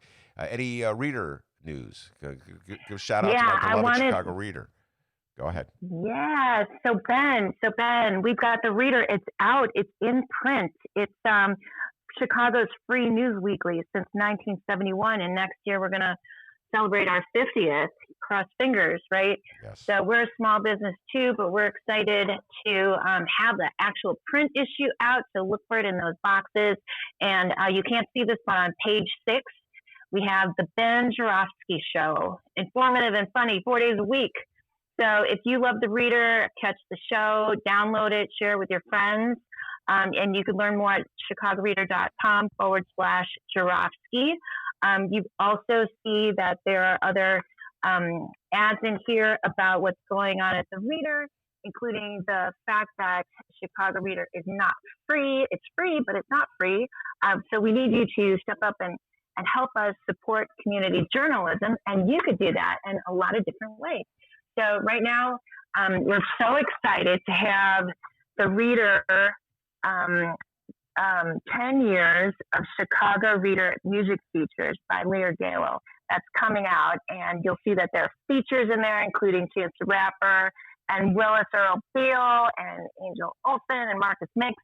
10 years of Lear, and I know that Ben's book is coming out soon. You can also support the Reader by purchasing the coloring book, which is a very cool collaborative effort with 50 illustrators around Chicago. So half of the proceeds are going to go towards them. And there are other new and exciting books coming out, including a recipe book. So definitely do that. You can also support the Reader by subscribing to the Reader. So just go to chicagoreader.com/support, and you could get 12 weeks of the Chicago Reader delivered to your home if you wanted to do that. And let me give another shout out here. The Reader is the newspaper that allows alternative voices to be heard. And voices like lefty voices like mine. I don't know any other publication that will put up with someone like me. And the Reader has given me freedom. You talk about freedom, Republicans? Freedom to write what I want for all these years. And a lot of political pressure has been put on the Reader down through the years by the Daily people in the 90s, the Rom people. They couldn't stand me either. And the Reader never buckled. So a lot of love I have for the Chicago Reader in allowing me to, push my passions and articulate my worldview and continuing with a whole new generation of younger people. So Reader's really hurting right now. We've lost a lot of advertisers because of the pandemic. So anything you could do to support the Reader, I would appreciate. Dennis would appreciate. And it keeps the show going, keeps the show alive. I'm still waiting for my ship to come in. Like Joe Rogan got his $100 million podcasting deal with Spotify, Lenny, but I don't see that happening anytime soon. So absent of that, I call on all our listeners out there. If you love what you hear on our show, or even if you just love to hate us, show some love to the Chicago Reader, my beloved Chicago Reader. All right, Lenny, thank you very much. Let's bring Rose Calaccio in. Rose, are you still there? Hey, I'm still here taking it in, and I want to just pay my respects to the Reader. I'll age myself, but I remember first moving to the city in the 90s, and I remember reading you, Ben, and I remember all the great social activities when I was doing that kind of thing. And so the Reader to me is history, and I applaud all of you at the Readers, and I look forward to your continued success. All right, I appreciate that. Yeah, all right, Rose, let's take a deep dive. We have three main issues I want to talk about. I've already promoted them. Vote by mail, Orland Park, the convoy, Indivisible did its own convoy, God bless them, and Wisconsin. And that will be key. Wisconsin, the state of Wisconsin, and the showdown in November, Donald Trump versus Joe Biden. Let's start with vote by mail, because Wisconsin may hinge on that. We've already discussed it today, Rose. We played a segment of Donald Trump from the press conference. I don't know, it wasn't really a press conference. It was one of those moments, impromptu moments, where he repeated the Republican talking point that if the Republicans allow vote by mail, they'll be encouraging fraud. And in reality, it's just a talking point by Republicans who think that tactically it's to their advantage to minimize vote by mail, because that means fewer Democratic voters would turn out. Fewer Democratic voters turn out. Guess what? It's easier for Republicans to win in Wisconsin. So why don't you explain, now that I've totally shot to hell the Republican BS argument against vote by mail, why don't you update us on what's going on in Illinois with this issue? Yeah, it's really been intense, I have to say, and I want to just give you a tiny bit of history. So we at Indivisible Illinois have been working on this since about 2016, and at that time, as far as election security, we were pushing hand-marked paper ballots, wanting people to go to the polling places, and also requiring more audits, because that's a real weak link for Illinois and actually a lot of other states. However, this pandemic situation has changed things. And we've all seen what happened in Wisconsin and in other states that had primaries. And I really feel there is no better solution right now than expanded vote by mail. I do understand, as people tell me, Illinois has vote by mail, but it most definitely has to be expanded. Tell me about, so how should it be expanded? What are some of the changes that should be made? Yes, so we have some principles that we have been pushing out at Indivisible Illinois. And what we're pushing is what has worked in other states. I just want to tell you that Illinois does not have to be the pioneer. And this is what has worked. A ballot automatically sent to registered voters in their mailbox. Also, key component of that is that voters receive a return envelope with prepaid postage. We do not want poll tax. Every voter, no matter what the economic situation of that voter, should have a free and easy way to vote. In fact, what we tout is safe, secure, and easy access to the ballot box. We are also saying that we want expanded early voting. We understand and appreciate that we do have about 2 weeks in Illinois. We feel that that should be expanded. We are also recommending number 3, that we have a better tracking system. So there is transparency and voters can have a really good understanding of when where their ballot is, sort of like a FedEx type of a system. So that's what we're pushing for, and we continue to push for, mainly a ballot in every registered voter's mailbox. And what is the proposal that's right now before the legislature? Does it guarantee a ballot in every mailbox? It does not, unfortunately. I appreciate the effort, but what they are telling us in this SB 1863, if anybody happens to want to look it up, and it's House Amendment 5 is key, by the way, for the deep information on this. What they are saying is that applications would be sent to a subset of voters. And I just want to make sure we understand this and I get it right. So we are saying the bill requires the county clerks and also the Board of Election Commissioners to mail an application for ballot to any voter who voted early, in person or by mail, at the 2018 general election, the 2019 consolidated election, or the 2020 primary, into anyone who registered or changed her or his registered address after the 2020 primary and before. To me, again, I'm a volunteer, but I have been trying to read and study and research everything that I can about election security since 2016. This does not go far enough. And what I am also very concerned about is this part. The amendment doesn't require election authorities to supply return postage. This breaks my heart. An election authority may establish secure collection sites for the postage-free return of mail ballots, which that's a nice effort, but how do we promote this? How do we advertise this to the voters? I think everybody should be listening to this podcast and the news, and Lenny and some of our colleagues might be unusual in that we do read a lot and all the major media and beyond, but a lot of people just don't.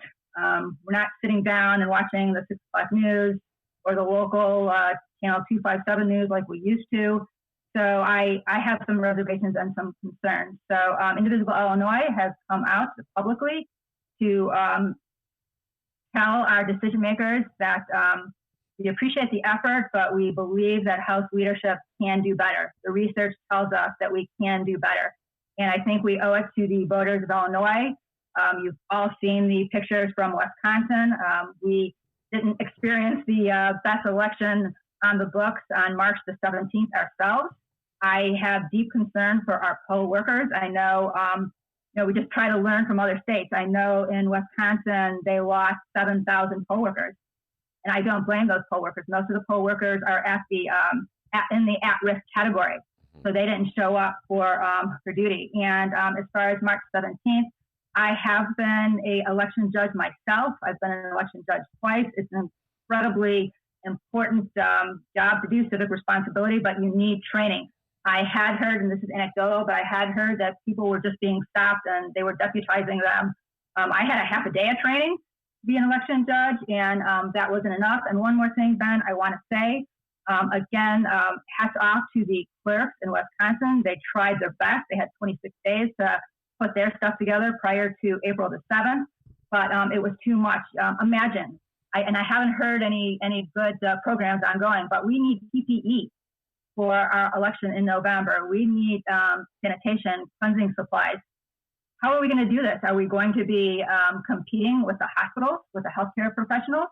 Is the administration going to swoop up and whatever supply we're going to be able to sneak in to Chicago? Is the federal government going to take that as it has for other states? So major concerns. I think we already know what works. What we're saying in Indivisible Illinois is let's do what works. Well, all right, you've given me a lot to think about, and I have to take the deep dive with some of the Democrats in the state house. But when as I see it, and I'll just repeat it to make sure that I got it correct, there's two main issues that you have with the legislation that the Democrats are advocating. One is it does not provide prepaid envelopes, stamps provided envelopes for people to use.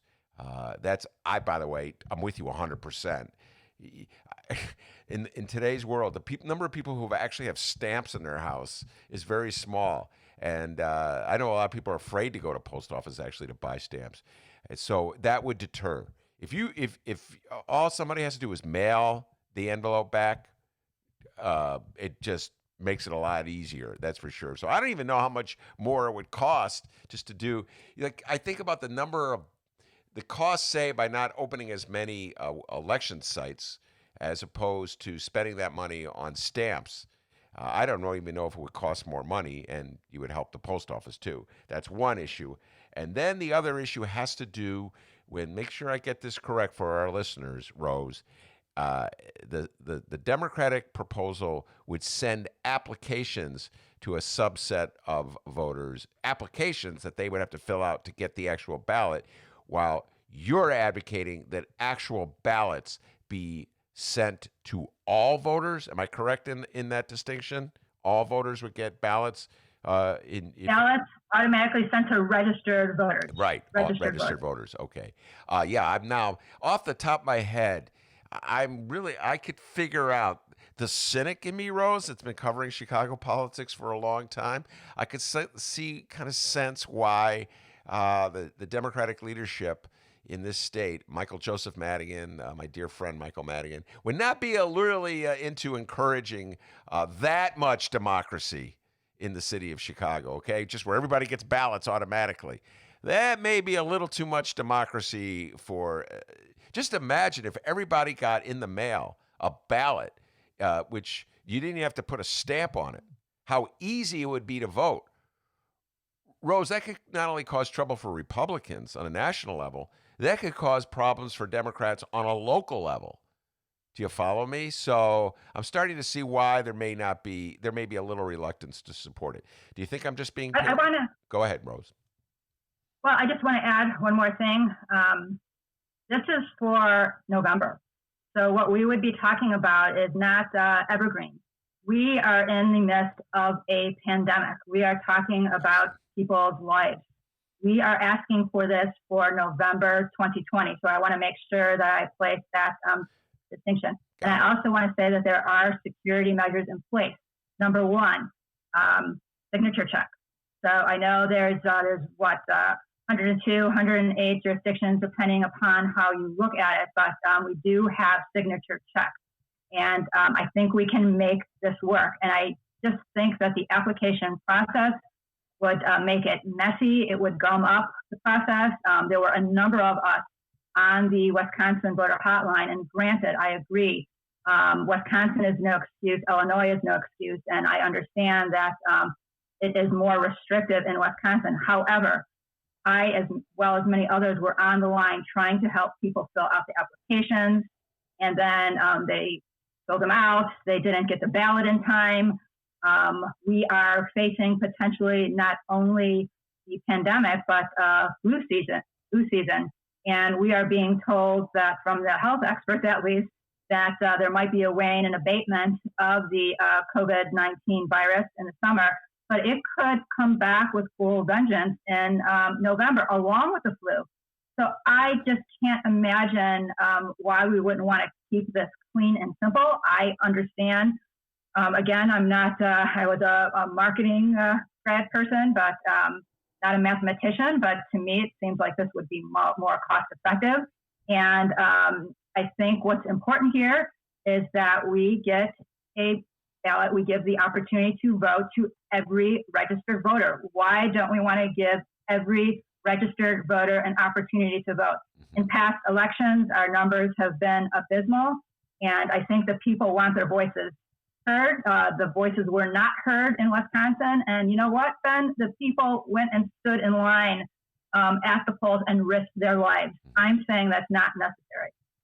All right, by the way, and I should point out, and I said this earlier in the show, Rose, before we move on from this issue, it's no guarantee that automatically this will favor Democrats. As I pointed out, I think I said this to you as well, in the 25th Congressional District special election in California that took place a couple of weeks ago, Rose, vote by mail was an advantage to the Republican candidate because the Republicans outmaneuvered the Democrats. They didn't have enough Rose Collachios out in California. They fell asleep, and they let the Republicans beat them at the vote by mail game. So you're going to watch Donnie Trump sing a different song if his advisors tell him, hey, boss, this could actually work to our advantage in some districts or in some states. So it's not an ironclad guarantee that this will help Democrats. There still has to be, Democrats have to out-organize Republicans to get out their vote, to get their voters to vote. But there's a principle that you're advocating. And the principle, of course, is that people should not have to endanger their lives in order to vote. Correct, Rose? Absolutely correct. And if I can riff off what you said, I mean, think about it. It's mostly white people in rural areas, and a lot of them tend to be Republican that have used absentee ballot. In fact, we have been making presentations. If I could show you, there's a really beautiful chart to show you some of the differentials, but I just want to point out a couple of quick things. So yes, both Democrats and Republican election officials support these systems. Number one is Kim Wyman, the Secretary of State for Washington State. She's a Republican. I've seen her give presentations on webinars. She's supportive also Governor Larry Hogan of Maryland, who supports BBM. And one last bullet point is this recent study. If folks want to take a look, the neutral partisan effects of vote by mail, researchers found that mail ballots did not seem to affect either party's turnout or either party's vote share. And how interesting that the Trumps vote by mail, quite a few others in their sphere vote by mail. And I loved the clapback from the Secretary of State from Michigan to Donald Trump's tweet, as well, I believe the governor from Oregon, explaining that empirical studies show that this works. This works for everybody. It will not just favor Democrats. Yeah. You know, Donald Trump, he'll drop that opposition in a heartbeat if he thinks there's an advantage to him. But essentially what Donald Trump is doing and has been doing is that any times it looks like he's going to lose, and he did lose, he lost the popular vote, he said, well, that was fraud. That those votes don't really count. That was fraud. It was cheating. But when he wins, it's like it shows that the system works and the system's right. So you can't believe a word that comes out of Donald Trump's mouth. And but it's interesting when you point out that, again, the Democratic leaders in Michigan feel compelled to use neutral, empirical language to deal with Donald Trump's political rhetoric. And that's sort of where we're at right now on this issue. So we'll be following this issue, Rose, for a while to come. I'm going to take a deep dive on it myself to see what the heck's motivating the Democrats in Springfield not to sign on to you. All right, let's move on to Wisconsin. Give us an update, Rose. Last time you were on the show, it was before, I want to say, the special election to fill a vacancy on the Supreme Court in the state of Wisconsin. Joravsky, the Democrat, won. Huge win for Democrats in Wisconsin in the face of efforts by Republicans in that state to suppress the vote by reducing the number of polling places in the middle of the pandemic. It was quite an accomplishment by the Democrats. Sort of what's going on in Wisconsin right now? What's the latest in that state? Yes, and I just want to stress to everybody listening that Illinois most definitely is our beloved state and is very important, but Wisconsin is still, as far as we know and what the analysts and pundits are telling us, is the number one battleground state as to who's going to win the presidency. So I asked folks to help our neighbors and friends in Wisconsin. So yes, we were all in shock. Again, you called me. I couldn't believe it that Judge Bill Joravsky won. Polling locations in Milwaukee had gone from 180 to 5. So I just want to say hats off to Judge Joravsky. And I want to point out something to your listeners that we have an issue with voter purge. Unfortunately, Judge Bill Joravsky is not going to become justice still until around about July. So right now her incumbent is still sitting in the court, and there is a voter purge situation going on right now. I want to do a shout out to the Democrats of Kenosha who started this project. They are trying to get back all those 234,000 voters that were unjustly purged, and they're calling them and getting them set up. So if folks want to put their concentration in, one of the ways to help is that. So I want to mention that we did have another race. Since that time, there was a special election, May 12th, Congressional District 7, where my in-laws had, for 30 years, a place in Eagle River, Wisconsin, a beautiful area. The candidate that we had hoped would win did unfortunately lose. Her name is Tricia Zunker. We did phone banking for her. And the good news is that she is going to run again in November. The gentleman that did win is Tom Tiffany. And at least in our eyes, he's a very unattractive candidate and office holder right now. He is in lockstep with Donald Trump, and I believe one of the things that he did that we weren't happy with is try to take down ACA. And I just want to say a couple of things about Tricia, that she is a Native American and also a very accomplished young woman. She is a law professor as well as a justice on the Ho-Chunk Supreme Court. And she is also a single mother. So she gets more done in one day than I do probably in a week. So I just ask people to pay attention to that. And also to pay attention to the direction that we are getting from the Wisconsin Democrats. Ben Wickler and company are doing a phenomenal job. I can't believe he just took over since the summer. But follow their lead. They, on a dime, we were all, not only from Illinois, from Wisconsin, but other parts of the country who know how important Wisconsin is. We were all canvassing like crazy since 2018. And now they pivoted like, a well-oiled machine to phone banking, to texting. I asked folks to just listen to Ben Wickler's Twitter feed for direction. And if you have requests for specific additional action steps, we at Indivisible would be more than happy. We need 100 Lennys. The woman has to sleep, please. So, yeah, I mean, there's a lot to do. And I feel guilty. I have 2 children right now, 2 twins. I have the election security, the vote by mail, and Wisconsin. And there's not enough of us right now to get done all the work that needs to be done. So I ask your listeners to help us. All right. And Rose, let's close with Orland Park. I got a kick out of this. I've been teasing Republicans for having their convoys, but the Indivisible had their own convoy in Orland Park. You had a protest by car talking about protesting the mayor down in Orland Park, a Republican. Just fill people a little in on that. Yeah, and I want to stress that I was a participant in this. Lenny was there too, and she live streamed it. But I want to say that this was a coalition of folks from this area. I myself have been living in Orland Park for the last 4 months. It is being led by the Coalition for Change, Illinois 3, and it consists of Indivisible people, Southwest suburban activists, A-list, Orland Park. I tell you that disclaimer because it was being said that we were all outside agitators. Yeah, so I'm in Orland Park. I can prove it to the mayor if he likes. But anyway, this was an extremely well organized effort. Hats off to all of the leaders.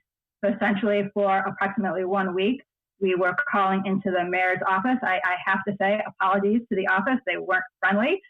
Something from also living in Chicago that I have an experience in calling into my reps out there. We had, issues that we were bringing forth that came from the heart, namely that we want to protect all workers. That should not be controversial. We also have very serious public health concerns. Unfortunately, we feel that the mayor's concentration has been more so towards corporate interests. He is agitating against Governor Pritzker, who I'm not getting paid to say this, but I think Governor Pritzker is doing a phenomenal job, and I am so glad he is my leader. So there was a car caravan. So there were about 25 to 30 cars. I had never done this before. I've done my fair share of protests on the sidewalk. In fact, I hadn't been out of the house for a while, so it was weird to, gear up with the mask and the gloves and be careful. I had my signs and everything, but we were legal all around. We drove around in the parking lot, all of us, and essentially what we were doing is calling attention to the folks that were going to have a meeting, the mayor and the trustees, about, as I understand it, whether or not we should be suing the state of Illinois and wanting to bring forth the mall, Orland Park Mall, and get things going there, which we all agreed definitely is a bad idea. So for about an hour or so, we drove around. The friendly Orland Park police were there, but no laws were broken. And essentially, bottom line is that they waited to take their vote until after we were gone. I believe the meeting was supposed to start earlier. They took a vote, and they voted 6-1 to sue the state of Illinois. That drives me crazy because I'm right now living with my elderly mother.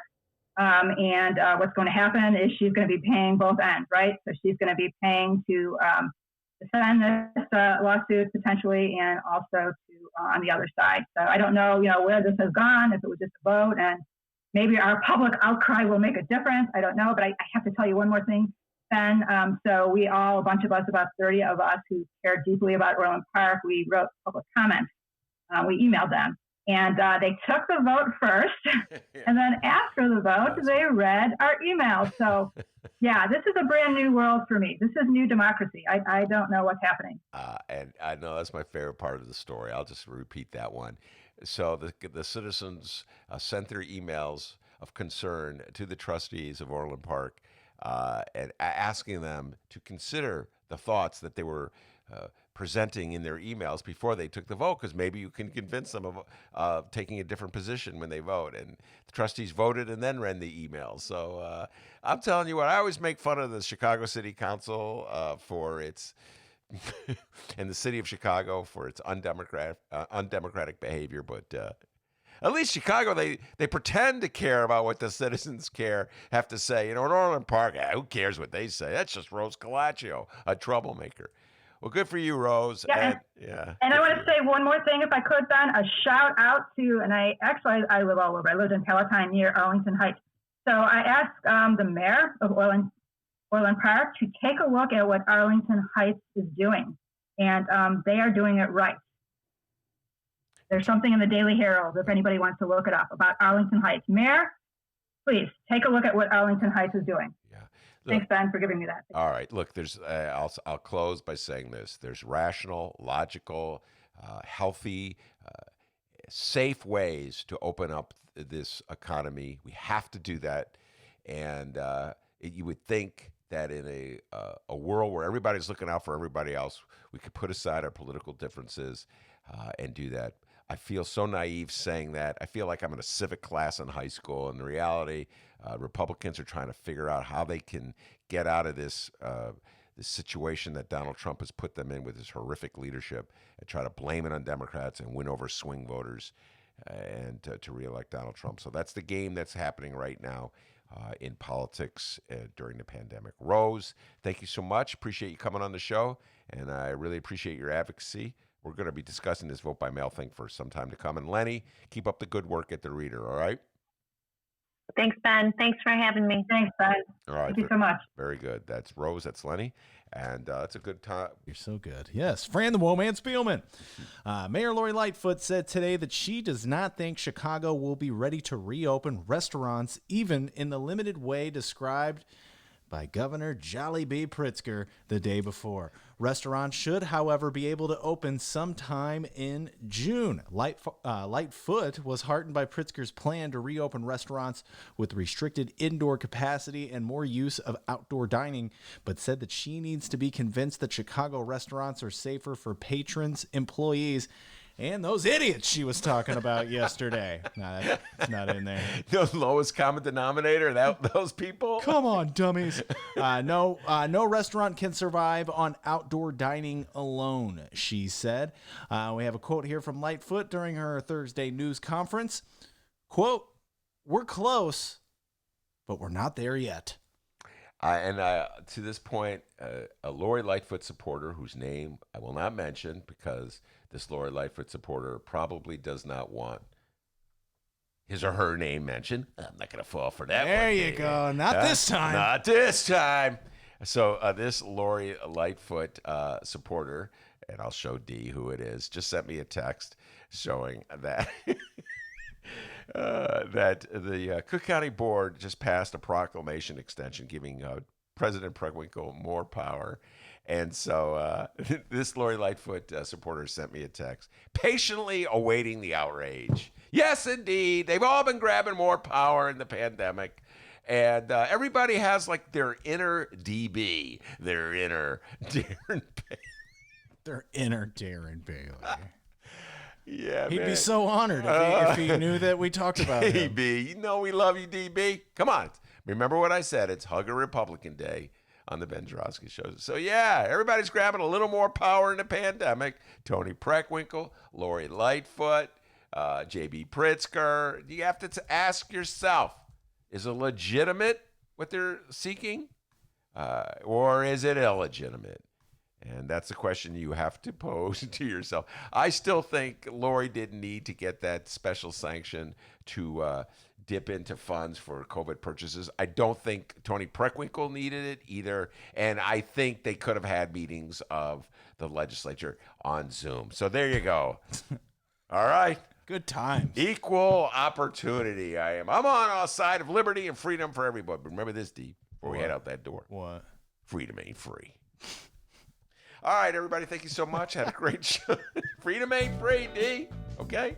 Lenny, Rose, thank you very much. And, of course, the man, the myth, the legend, the pride and joy of Alton, Illinois. And as Bob Diber will tell you, back home in Alton, they call him Dennis. Yeah, that's it, Dennis. That's all they call him. Nobody calls him Dr. D. Yeah. Nobody calls him White Lightning. Nobody calls him Dr. Well, I guess a lot of people call him Dr. Doobie. Anyway, that's a reputation from high school. Give yourself a raise. Take it out of petty cash.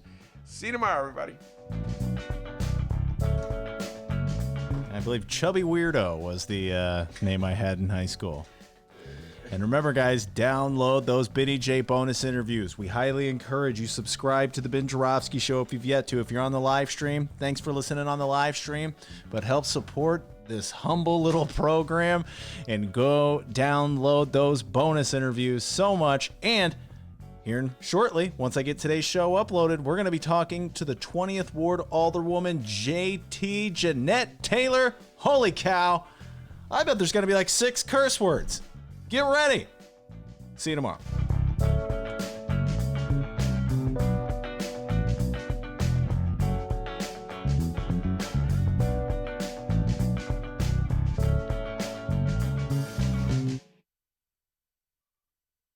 And I tested very positively in another sense. So this morning, yeah, I tested positively toward negative, right? So no, I tested perfectly this morning.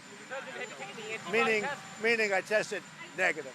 Play the radio. Make sure the television, make sure you have the record player on at night. The phone. Make sure the kids hear words.